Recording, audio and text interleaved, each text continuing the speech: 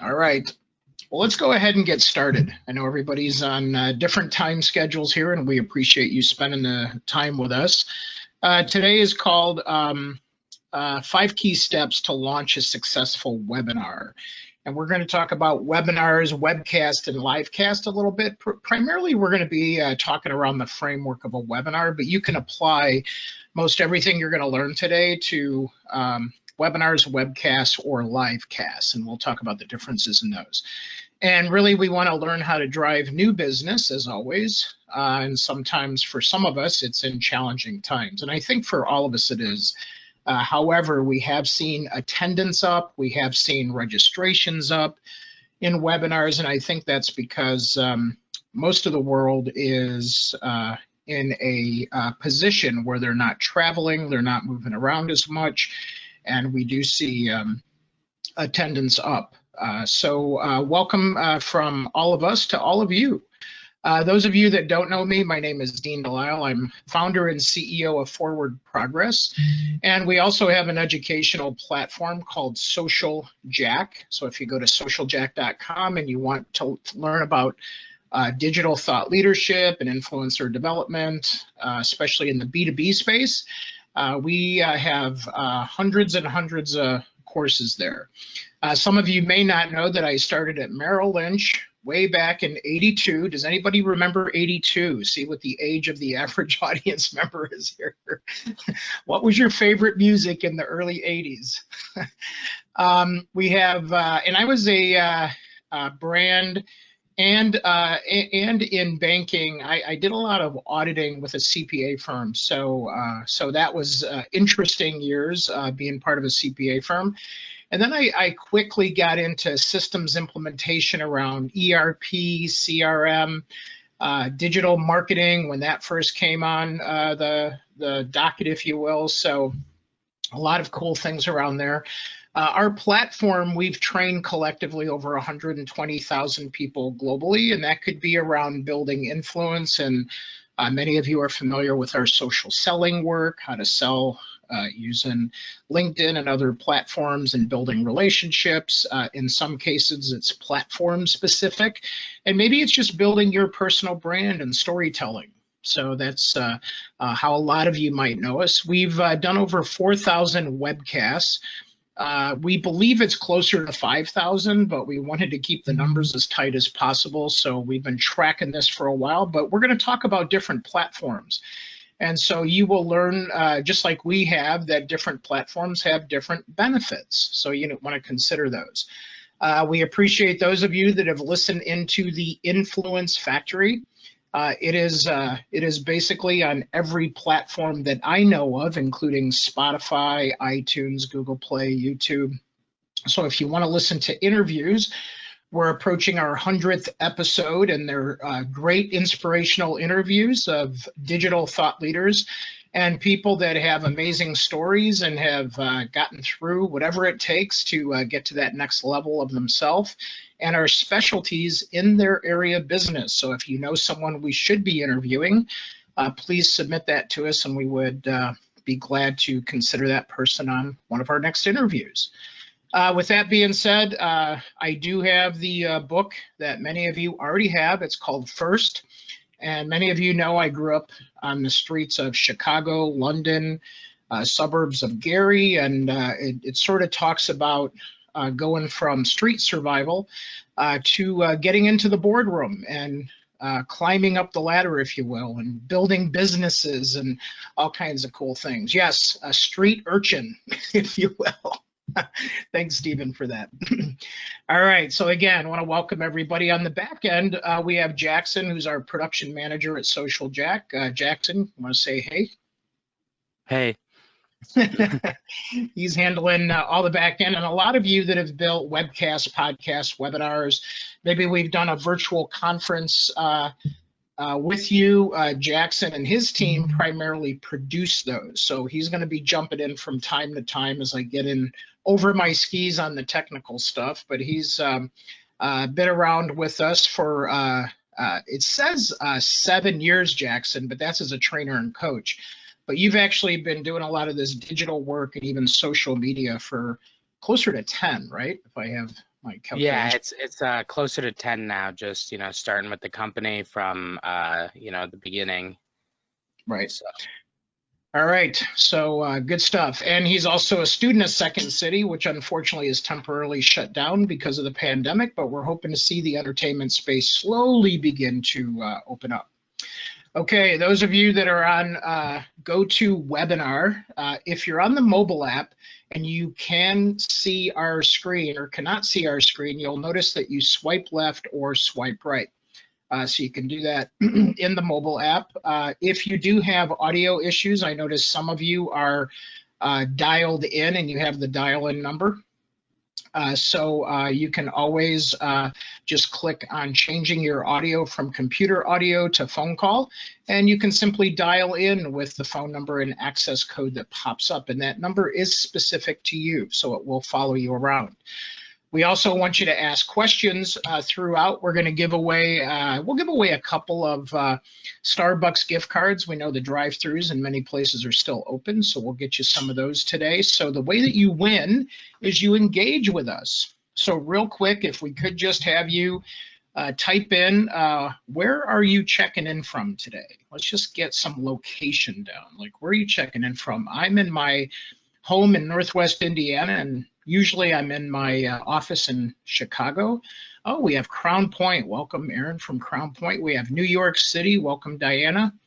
Manhattan, Illinois, DuPage County, Chandler, Arizona, downtown Chicago, Jacksonville, Florida. We have Canada with us. Welcome. We have Mexico with us. Welcome. We have Overland Park, Kansas. There you go. And then Dave is in the Texas Gulf Coast. That's right. I just talked to you. Beautiful down there. All right. Well, welcome everybody today. And like I said, chime in, ask questions. We're with you here pretty much for about 50 minutes, 50, and we'll get through as much of this as possible. Now, I'm not going to go through a whole lot about us, but those of you that have been around us know that we help you monetize your thought leadership, and we do it in a very digital way. And I already talked about the two companies, but what we look at is activating the people that you have. And in today's world, it's very important to activate your people digitally. So we have what's called employee advocates. We're really good at accelerating those people within the organization. And we have outside influencers. Those are partners, relationships, could be vendors, suppliers, customers, or clients, depending on your business. And we will absolutely make sure that we put those together with relevant content. So we have a team that activates the network and a team that activates the content. And doing what we're doing today with a webinar absolutely is activating that content. And yes, Celia, we will be recording for you. So now when we look at, we have a process that we take you through. So if you were to engage with us and we take you through what's called a rapid launch plan, and we build through these steps. And I'm not going to go through these, but we will make the slides available. We're going to talk about some worksheets we're going to make available, and then we'll also make the recording available for you, each and every one of you. So when we think about webinars and webcasts and live stream, let's just ask a question real quick. So I'm going to do a polling question, and it says, how many webcasts or webinars do you produce per year? So some of you might say none because you're new at this. Some of you might say 1 to 5 a year, 6 to 10, and some might be in the more to 10 category. So we have about 30% of you voted. Remember, if you vote, that's also engaging. So we actually will count that as engagement as we give away those Starbucks gift cards afterwards. So we have 46% of you, looks like, are in. All right, so we're gonna hold that number. Looks like 70% of you are not. So 54% of you, none, you're new at this, so welcome to that, and 38% 1 to 5. And there's always something new to learn. We're constantly learning too, so we're glad that you're with us. Okay, so with that being said, let's just run through the agenda. We're going to do a tiny bit, a couple of minutes on the state of the work environment. We're going to talk a little bit about business influence. We're going to talk about launching a webinar, and then the process and guidance steps. And we said it was going to be 5 steps. We actually have 9 steps. Jackson and I were toying around with this last night, and I'm like, you know what? Let's give them access to the 9 steps, and we're going to dig in a little deep on 5 steps, just so that you can at least have enough to walk away. But we're going to give you a full worksheet with all of our steps. Okay? Does that sound like a good idea? Is everybody excited about that, or just me? Okay, I just wanted to make sure you guys are okay. We're giving you more than what you signed up for, right? So good. Thank you, Aaron. Awesome. All right. So when we think about, in today's work environment, I talk with people all the time. I do a lot of coaching with executives. And even for myself, we need some shift in mindset, especially during this pandemic time and during this challenging time. And we're all in different conditions. Some of us are working. I heard a friend of mine just got laid off today. So everybody's in a different spot. But as you work through these things and as you persevere, you don't want to do it alone. In fact, if you read my book, it's about me spending too much time trying to figure out things alone, even as an entrepreneur. And the minute that I understood that there were people around me willing to help me, and it was okay for me to be honest and vulnerable about what was going on, I could actually help make those shifts by changing the way I thought about things. Can anybody relate to this? So when you think about today's world and things like this, it's not just about now what's going on, it's when anything comes up. I mean, my gosh, you could be okay during the pandemic, but what happens if you have a health problem or a business problem or something unexpected? So we always have to deal with this. And as we're working through this, we want to make sure that you have the right mindset, that you're not going through anything alone. Yeah, as Leonard says, we need to collaborate more than ever, especially because in many cases, we're still isolated. We're cut off a little bit. So this is the time to put our heads together. Don't be afraid to text somebody, to just say, I need some help, or to call somebody, or to leave a message, or go on social media, whatever makes sense. But we just want to make sure that you're putting yourself in the right position to be successful no matter what it takes, okay? And we always want to make those shifts, okay? So I'm not going to get too deep into this, but if you want to talk further about coaching through things and things like that, we are here for you. Now, as we think about business influence, and you'll see us combining thought leadership and business influence. So just a little bit about being influential, okay? So if we think about it, thought leadership means that you get people, you really get your name out there, people understand who you are, you're a thought leader in your world, and people recognize your skills and your specialty. Business influence is that moment when we can actually recommend things digitally, when we can influence people to make that next move, to really go to that next level. And we talk about monetization. Okay, so webinars are just another way to monetize our thought leadership and create business influence to get people to convert, to get people to buy things from us. We're building trust. We're building that influence in our space. So if you can relate to this, just type in yes, because I know most of you have heard this from me, but we also know that repetition is the mother of skill. So I saw reputation up here, and reputation is super important because it's a lot of times as we accelerate, as we transition, it really has to do with who we are and why people trust us. Do they trust our word? We also have visibility. We want to be visible. Look, we're being visible in this webinar. As I'm calling you out, Jerry, it's good to see you on here, Jerry Sullivan. So as I call people out, you are being called upon. You're being visible. Even in a digital capacity, people get to know, I heard about you.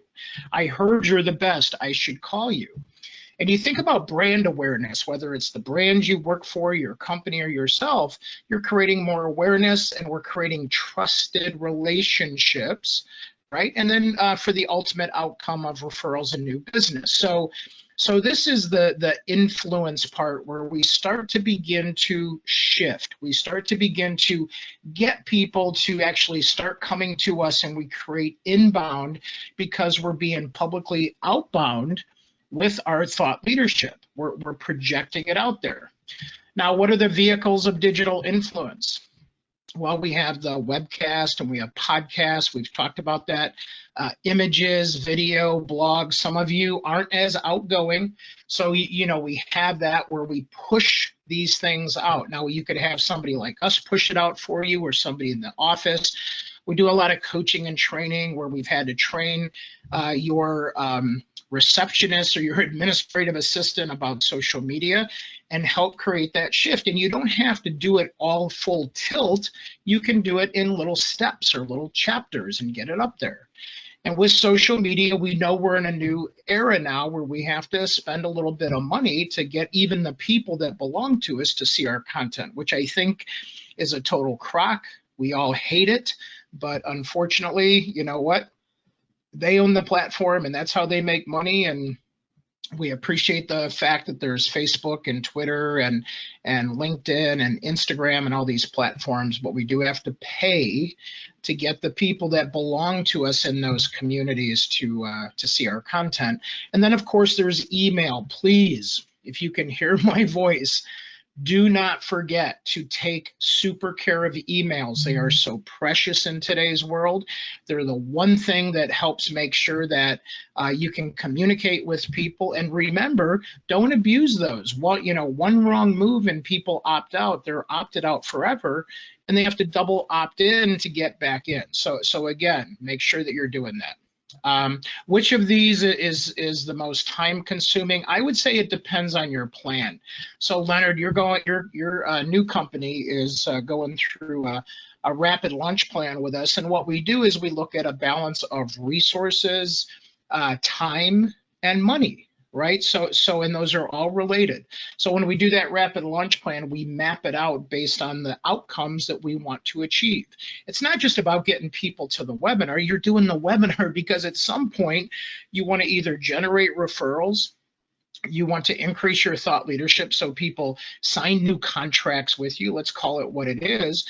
But in all of these, the time does vary, but excellent question on that. Now, when we start thinking about employee advocacy and activating your employees, this is the lowest cost, but you do have to be prepared. So we're not going to jump into all of this today, but if you go to the socialjack.com platform, we have plenty of blogs and recordings on employee advocacy. So if you've missed those, please go back and really understand that that is a huge component, especially in today when people are so virtual.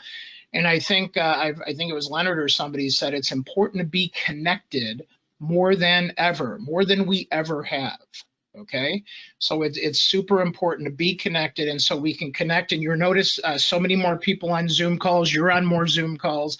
We're on GoToWebinar right now, but just being connected is important.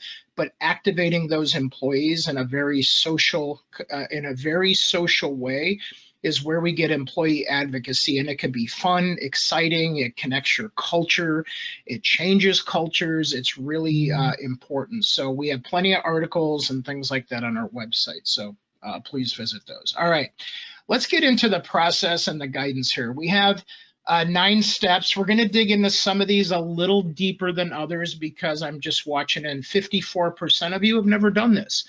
So we wanna make sure that you understand the steps and to know that this is not super overwhelming. But like I said, after doing more than 4,000 of these, we've developed systems and a process. We get hired by event companies, we get hired by corporations, we get hired by individuals. If somebody wants to launch with a webinar, I was on with somebody from Australia last night and they said, listen, we're launching some webinars in Melbourne and we thought about you. And I'm like, great. The only downside is they're going to be late at night, right? So, but that's okay. We're here for you. So many of you that have followed us know that we've done this in all kinds of different platforms, but let's talk about, some of the things that we look at, First thing is we have what's called some of the considerations, or we call this platform selection.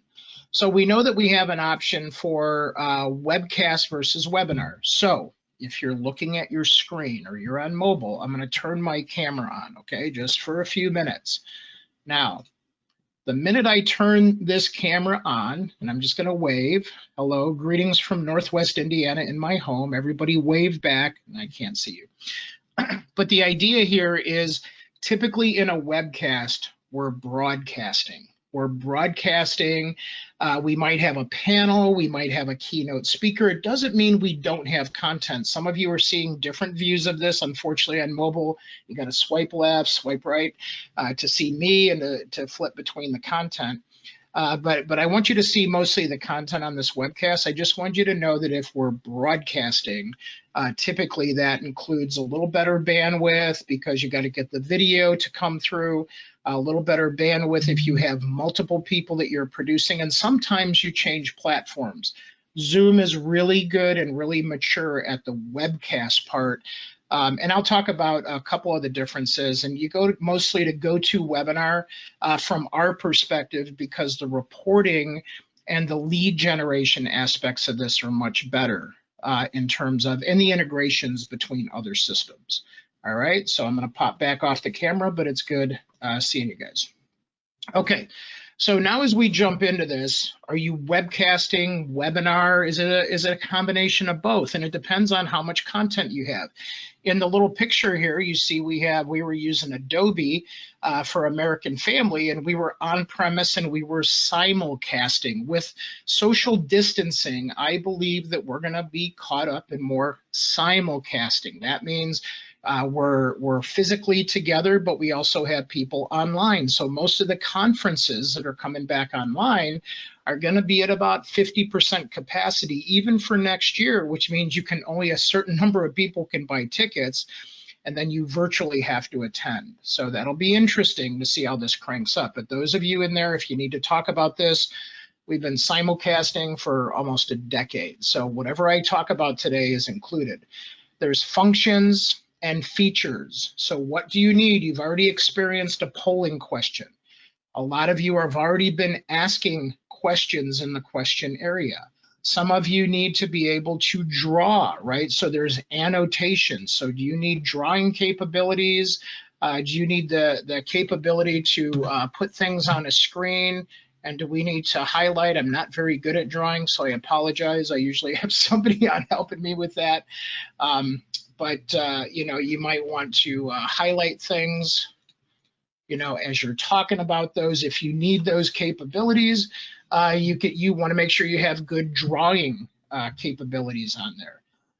Some of you might have different people that you switch in presenting. It's easier to do.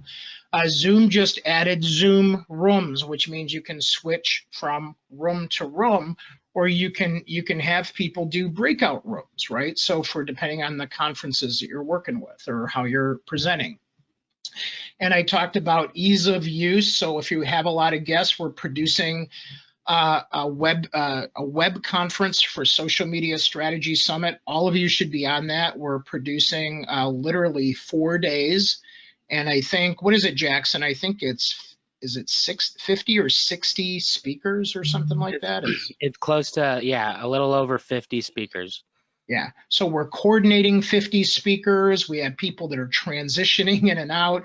We have to make sure that all their equipment works and things like that. So, you know, you have to think about, is it easy based on the people that are attending those? We then also have the reporting. Now, I come from a data background, so reporting is super important. I need to make sure that all this data gets into our email systems, our CRM, et cetera, okay? And I'm being told that I'm spending too much time on this first one, but I still want to make sure that you understand. So some of the things that we look at are import-export functions, customized registration. Can we customize the experience? Is it easy to do? Can we collect data? So it depends on the system. And you're going to notice more and more platforms accommodating this, okay? So now all of a sudden we have custom layouts available. And I always, if you work with us, I will always talk to you about sponsorships. So instead of paying for all of this yourself or out of ticket sales, please make sure your sponsors still have budgets. And what they want is eyeballs on their brand. You should have sponsorship packages right now if you're thinking about doing webcasts, okay? So talk to us about that if you're not sure. You want to make sure it has good communication aspects. Jackson can chat with me back here, and none of you can see that. We can go back and forth. He's giving me timing cues and making sure I'm sensitive to that. And then also reporting needs, which I talked about. Now, let's talk about some benefits. So some of the things that you think about are, I talked about the cost. So some of you have cost restrictions. Some of these are less than $200 a month. Sometimes you can take licenses and lease them from companies like us if you're just going to do one or two. But you do have to watch that you're not locking into a contract that you're not going to use. So make sure you pay attention to that. You want to be able to connect really from anywhere, but ideally, I have a hard line plugged in and I have a battery backup and I'm plugged right into a router, and I've still had technical glitches. So always have a backup plan and make sure you work around that. Make sure you can share information and also make sure, especially on this visual part, is that from a webcast perspective that you have all the tools that you need to be able to turn those cameras on and off and make those things happen. And sometimes if you go into higher end productions, you're going to need a producer. We have one that we run twice a week. And what happens with that is we have to have, Jackson, what do we have? We have about 1,500 people register and about 40% attend. And how many people do we have on the back end of that one? We have like 6 to 7. Yeah, and we handle what, about 300 to 500 questions, right? Yeah, easily. Okay, so think about that. So you have to make sure that people, I have Leonard and people like that jumping in. So Leonard, we're not going to be able to get into all the equipment, but you can hit up Jackson on the equipment side of that. So I apologize, but we have a lot to get to, and I'm moving slower than what I need to. I just want to make sure I'm giving you guys enough, but great questions. But you can always hit Jackson up afterwards on equipment. So increased productivity and efficiency, you want to think about that. I like the idea of, how we're recording, but we also want to make sure, are we using this for training? Are we using this for marketing? So we have to think about, what are we using? What are we using this for? What is our objective? What is our outcome? When I say dynamic pivots, so this happened when webcasts first started coming out, is that we had to pivot between multiple people and multiple environments. And this is a very tricky thing. So you want to make sure that you have a platform. And this is one thing that Zoom does really well. We've done it with GoToWebinar, but there's no place for people to wait, where Zoom has a place for people to wait. They have a holding, like a green room, if you will. GoToWebinar doesn't have that. However, Adobe has that, where you can have a green room, you can have people stage, just like when you're on an event before you go on stage, there's a green room. Usually it has cookies and beverages and sandwiches and other things in there. We don't have that, but with Zoom, you have a waiting room. You can pop people back in and out of the waiting room. You can also have that environment of breakout rooms as well. So you just want to make sure, if you're going to pivot, that you have that. Audience control. So right now, I could switch on, you guys can raise hands. Now, all of a sudden, do you guys see that? You can raise your hand. So everybody raise your hand. See if you guys can see that real quick. There's Emily. There's Jane. Look at you guys are engaging. I have Stephen. I have Edith, Lexi, Leonard. All right. So now I can lower your hand. So there's all kinds of things with audience control. I can also turn that off. You can no longer raise your hands. So now when you do this, you might have certain types of audience control. I might want to unleash and allow someone to talk. Hey, Aaron, yes, and Jenna says, I'm not sure how to raise my hand, so I apologize. Yeah, I'm just moving fast on some of these things, but as you turn things on and off, you have to decide. Now, if you have people raise your hand, you need someone that can actually monitor you know, the people raising their hand, and why are you having them raise your hand, and what do you want to do with that? So you want to think about that feature. Now, let me see. Oh, and I have Bill Haas coming in too. So let me see who I have. Hey, Leonard, is it okay if I unmute you just so people see that I could take anybody from the audience and unmute them? Are you up for that task? I know this is improv, but let's go for it. Okay, so you're unmuted, Leonard. How you doing? Doing great. Thank you, Dean. Looking forward to our project together, too. So you didn't know I was going to call on you, did you? No. Right, but I appreciate you doing that. Okay, I'll go ahead and mute you back. But if you wanted to bring in somebody, you could actually not just unmute somebody spontaneously like that, but you would probably have it planned out. You could also move them from one side to the other. You can move them from being in the audience to being, you know, as one of the staff. You know, they could be a participant, a panelist. So sometimes you need this because people accidentally log in with the wrong login. They freak out. They don't have their login as a panelist, so they have to register. And next thing you know, you see them in the audience and you got to bring them on the stage. So you need to make sure you have some of those audience control capabilities. Now, as we go through, we also want to make sure we have reporting. So we're not going to dig too much into reporting, but we want to make sure we have that in there. Now, one thing I didn't mention is that in today's world, we're sharing the internet with everyone. I mean, everyone, and nobody's ready for this. I could give you the disastrous back end of this, how we have people that have spent $20,000 to fill a webinar, and we can't get the records out of the reporting system. And it's only because of the system overload. So have you been involved where you're in a Zoom meeting or you're in a webinar, and unfortunately technology gets challenged? So we've even had it where we've had to switch over just like I'm doing now. And if all of a sudden I start getting too many signals that the audio is being degraded, then I have to switch to dialing up on my phone, or I have two phones on my desk and I have to dial in and switch over. So you've probably experienced this. It's not necessarily the platform. It could be the connection that you have. It could be the connection of you sharing the internet with all your neighbors and all their kids. It doesn't even mean it's just your own home. It might be that you're just, you know, in an area that is strained on the internet, and this is just a fact. In fact, Netflix, let's say you have Netflix, you have YouTube, you have Hulu, you have Comcast. Everybody has said that they're adjusting the internet and the quality, and some of the videos may not be in HD. That means that you might be watching movies and you're like, boy, I've seen better pictures coming off of this platform before.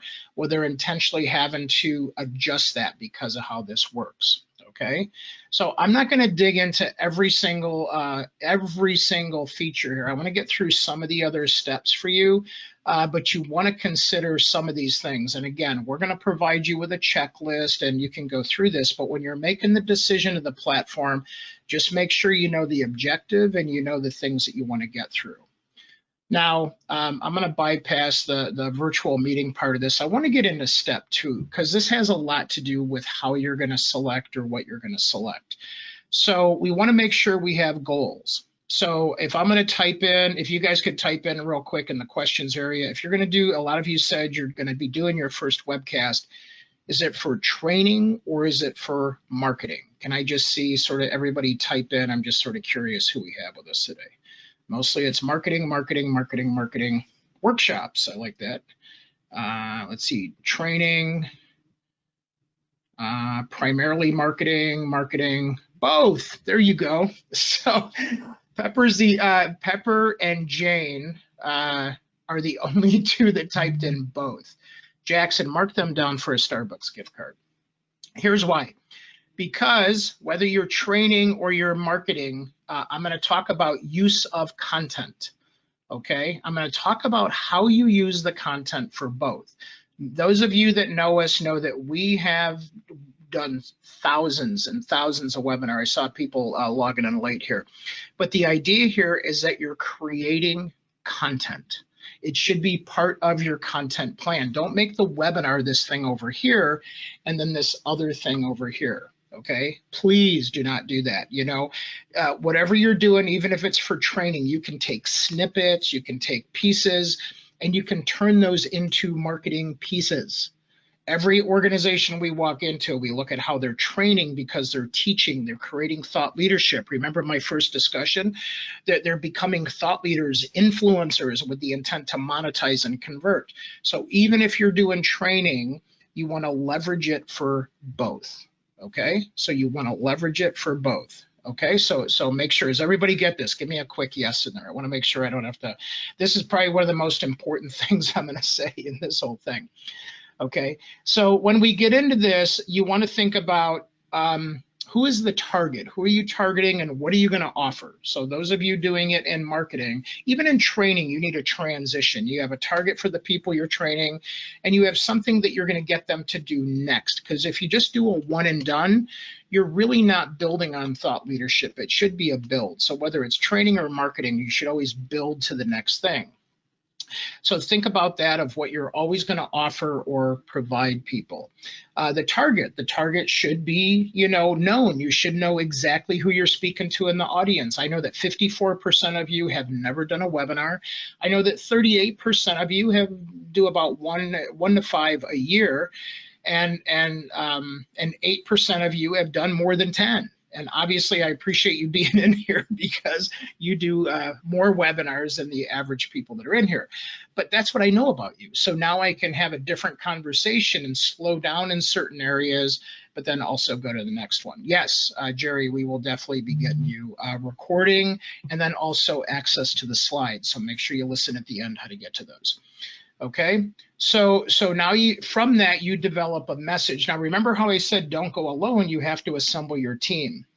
You have to get to date, time, and duration. Okay, so when you're building this, when are you going to have it? How long is it going to be? What is your message? How is the team going to support you? Who is the target that you're speaking to? What is the offer at the end? And does it support your goals? So you see how I did that? I went from top to bottom and bottom up. So whatever you're walking through this, do it from top to bottom and then bottom up to make sure you haven't gotten drifted or lost along the way. Make sense? Good. Now, when we say add influencer marketing, this is where you get everyone working together. I'm not going to spend a lot of time on this, but Jackson, could you imagine he and the team have to organize over 50 speakers in less than 2 weeks? Imagine that, 50 speakers. He has to get technology. They have to be synced up. When are they coming in? When are they leaving? It's a lot of work. So just make sure you're setting yourself up for success and everyone's on the same page, okay? And will you have them in sync on social media? Are they working together on emails? Do you have sponsors involved? You have to make sure you connect those networks. So we hold special sessions ahead of every webinar, every conference. We organize everybody. We get them playing on social media. That's true influencer marketing when we say add influencer marketing. Then step 3, what is the content on the landing page, right? So you want to make sure you're getting all the questions asked when you register. You want to make sure that when people get to the landing page, the content is, you know, is consistent with what you've been advertising. So if you're running ads, if you're sending emails, you should have a similar conversation going from the outside to the inside. Make sure it carries through, okay? Now, let's get into the webinar development. So Jackson, I might call on you on this. I know I'm only got about 15, 20 minutes left and we're only on step 4. So we'll see how it goes. You're gonna build slides like we have here. Jackson and I were working on slides. Jackson helped me pull a couple decks. We put some things together. We were still reworking it. We had a production meeting earlier. We developed some polling questions, which I'm getting ready to you know, ask another one. Actually, let's just ask another one. I'm sort of curious, those of you that do webinars, webcasting, what have you used before? So let's go ahead and ask this real quick. GoToWebinar, Zoom, Adobe Connect, WebEx, or something else. And if it's something else, type into the questions area. I'm always curious what people are using. Look at that, 80% on Zoom. They've done a good job on marketing, just not on privacy. 10% on GoToWebinar, and WebEx people still out there, good. Nobody's on Adobe. Interesting. Okay, got it. Yeah, Aaron. Oh, Aaron's on Adobe. That's probably through Johnson & Johnson, right? Aaron, I think I remember they're on Adobe. Yeah, I got it. Okay. Okay. Now I can also share the results. So see here, we have 8% on GoToWebinar, 75% on Zoom, 17% on WebEx. All right, so you also want to think about having handouts. Now I don't have any handouts on this one, but if I did, I'd say go to the handouts section and you can download the handouts. So you want to think about, as you're developing the webinar, the production and the marketing people need to be on the same page. Then there's always a closing sequence. So the person at the end or whoever's producing should know, hey, Dean, you're coming up. You know, Jackson told me I'm 41 minutes in. Just told me a few seconds ago, and he said, you're 41 minutes in, get ready to start closing up. So that means I'm gonna check my pace. I'm gonna check it where I'm at. Am I on the pace, off the pace? And then at the end, you can also have surveys, exit surveys. And all this data is available in the reporting system. Now, again, what I like about GoToWebinar is I could get a report of everybody that registered, everybody that attended, all the questions that you asked, all the things you typed in, all the polling questions, and even surveys at the end, all in one report to be able to push that into HubSpot, which we use for CRM or Salesforce or whatever it is. So you want to make sure that you have the ability, again, on that data side. Step 5, marketing. So just like you're filling an event, you have a cost per butt in seat or butt online, right? So when we look at this, we want to make sure that we match this to our budget. So we, you know, if it's pay-per-click, if it's social media, if it's emails, if it's word of mouth, you want to get the team involved, you want to do this, make sure you do one thing.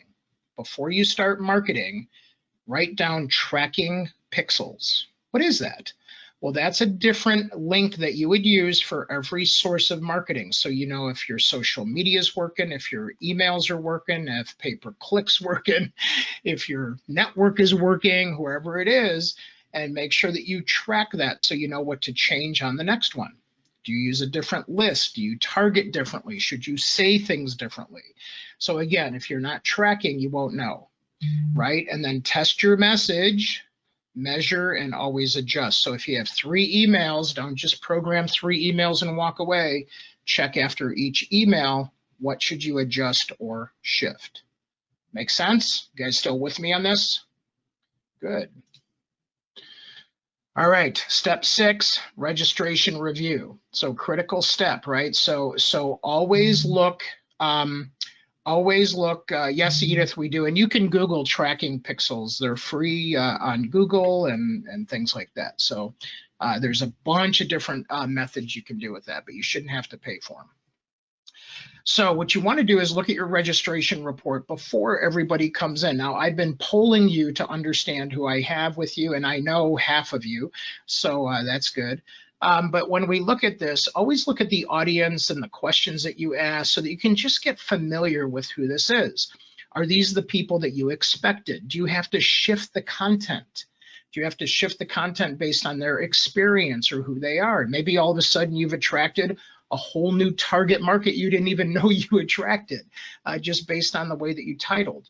So please make sure you look at this, and do you need to make any adjustments, okay? And then this is the point that we always say, confirm all your autoresponders. So and your sequence of messages that have happened after the webinar. So is there something we should look at and change in the post delivery of the webinar? You know, after the webinar, is there something different we should say? So always speak directly to that target and that audience. Okay, step 7, we're delivering the webinar just like right now. We do a little bit of a test. Jackson and I were doing testing. Some of you might have been logged in early and you might have seen some of that. make sure you have some fun. There are times where, you know, we're working hard, and if we're handling 300 questions, it's different. But you know, the idea here is to make sure that the audience knows that you're not overdoing it. You know, you're not like pushing things on them, that you're playing with them, right? And yeah, Edith says that it seems like many of these steps can be used to develop campaigns other than presenting webinars. Ah, you notice a system.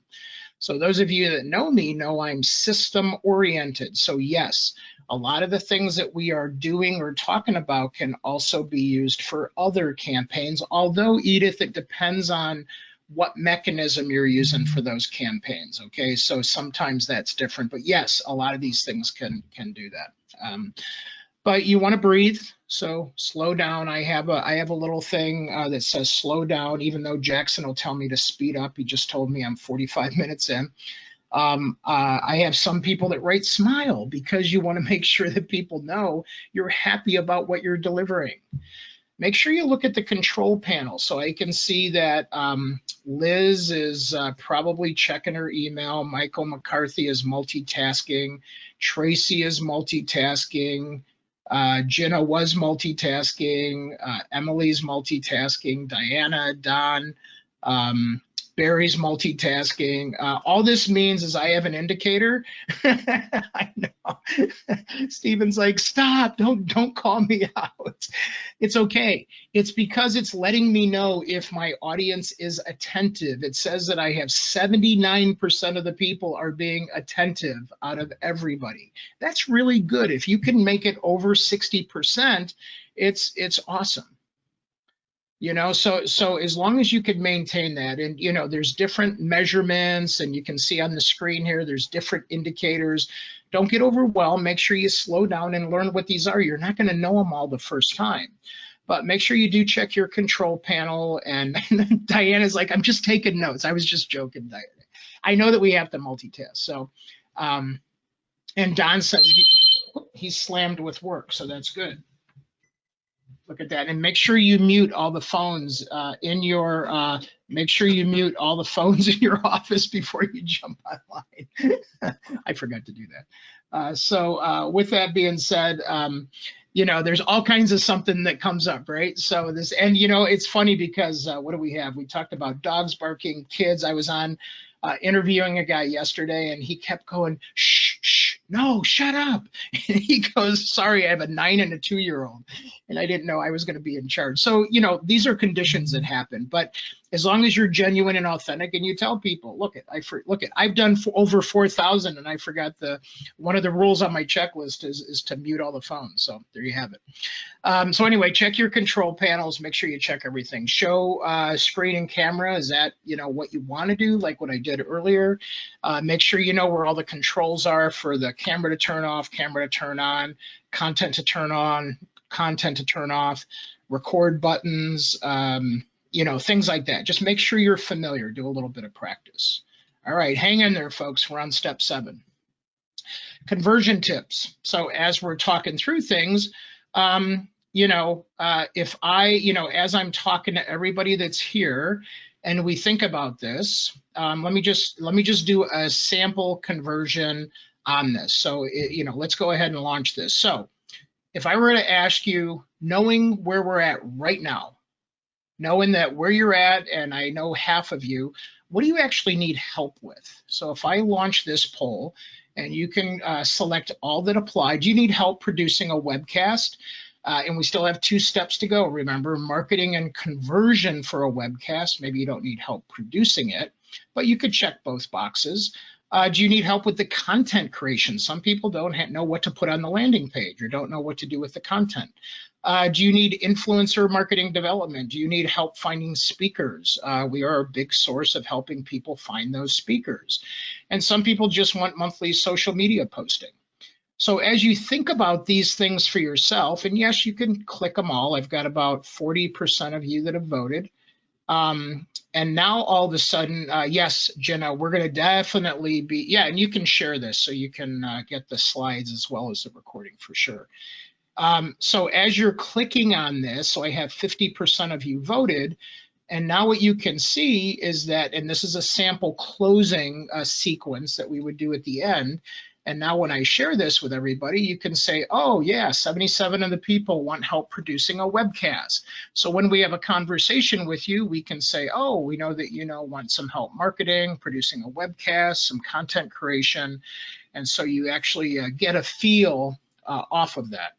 And now, did that feel like a hard close to you? Did that feel like it was super hard? No, I was just simply asking you a question while I'm teaching you, okay? So you wanna make sure, we call that a transition close, where you're, and I could show you 10, 20 different examples of these, but that's what you wanna do. And then make sure it matches what the audience wants, right? So you can have different types of polling questions on those.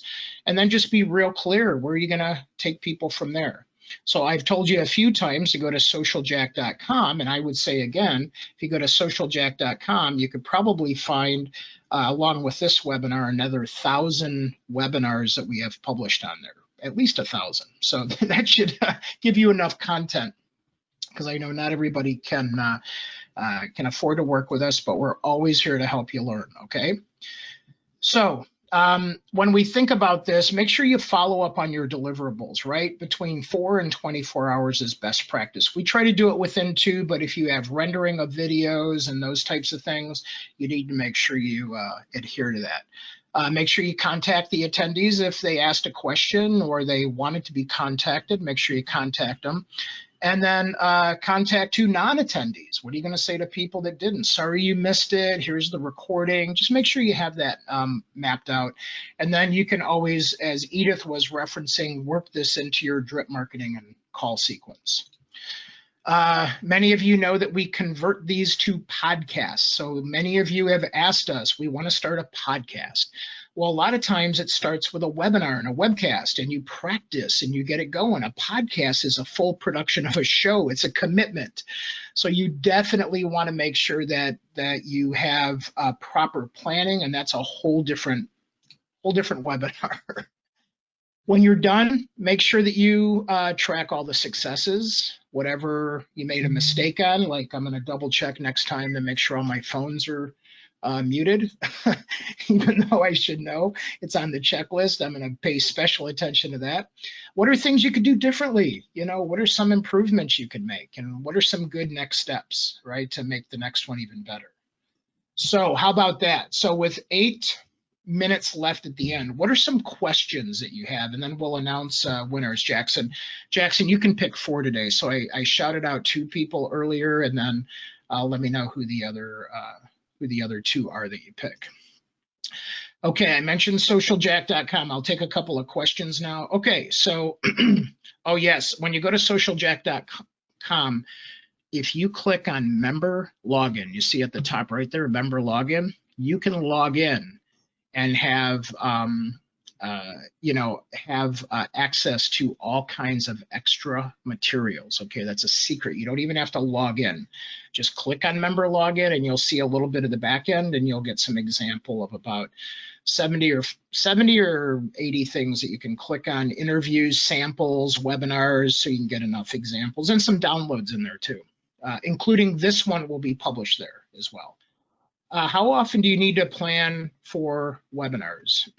Well, we plan for every single one, but if you're talking about frequency, I have some people that do 2 a week and some people that do 2 a month. It depends on your budget. So are you talking about frequency, Jenna? So just so I have. Yeah, frequency. So I would say it depends on your audience. So if your audience is one that you want to, like you guys, you guys run membership, but you also have, other marketing company as well. I would say it depends on how often you want to keep in touch. We try to do one with forward progress, at least 1 new one a month and 1 repeat a month. But then we always have hundreds to go back to that are super evergreen. What I mean by that is you could play them over and over again, and you can't tell. This one, I mentioned COVID, so it's not going to be relevant to play this when COVID hopefully is over. But the idea is it really depends on how often you want to stay in front of your audience. And I would keep an eye on competitors too. So are your competitors exceeding, you know, you know, are they exceeding your touch points in public? So you always want to keep an eye on those competitors and what they're doing. Okay, I got time for maybe one more question, and then we're going to announce those winners. Let's see. Yeah, how much should you budget for your first webinar? I would say if you're going to market it yourself and produce it yourself, I would say $1,500 to $2,000 is a good price. If you start to go for bigger audiences and maybe you don't have a list and you need to budget for outside, you know, maybe $3,000 to $5,000, and it may sound like a lot, but think about what your goal is. What are you trying to close? Is it a 5,000 piece of business? Is it a 50,000 piece of business? Because are you willing to spend, you know, what is your cost per close? You know, what is your cost per client acquisition? So, you know, many of you should know this, but if you don't, we work through that exercise with you and we say, look, if you close one deal, it's going to pay for 5 webinars. So we get into those factors so you can actually know exactly how to close. Okay, we are out of questions and out of time. So let's talk through our winner. So we have a couple of winners. We had Bill Haas and Barry Goodman, our Starbucks, and then Pepper Miller and Jane Finn. Congratulations to our 4 Starbucks winners. We'll email you a Starbucks gift card. And remember, everybody, just help each other out. Don't go alone on anything. So if you need help, if you have questions, you have all kinds of people in your network like us that are willing to help out, that are willing to help take you to that next level. We're here for you. You're there for each other. And let's help each other get through all this together and make it you know, a better place, a safer world, and to make sure we're all in this together, right? Okay, with that being said, from all of us here at Social Jack headquarters, just want to say thank you. And we'll see you online, and we'll see you on social media, and we'll see you being healthy. Take care, everybody. We'll talk soon.